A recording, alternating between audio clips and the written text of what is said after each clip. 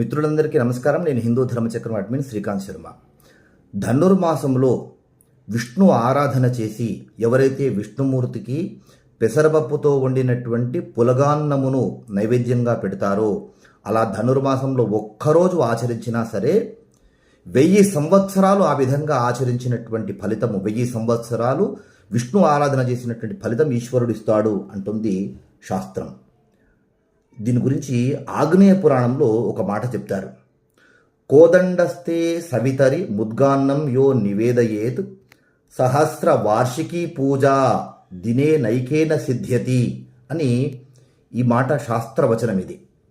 ఎవరైతే ముద్గాన్నమును అంటే పెసరపప్పుతో వండినటువంటి అన్నమును ఒక్కరోజు ధనుర్మాసంలో విష్ణుమూర్తికి నైవేద్యంగా పెడతారో వారు 1000 సంవత్సరాలు విష్ణుమూర్తి ఆరాధన చేసినటువంటి ఫలితము వారికి ఈశ్వరుడిస్తాడట.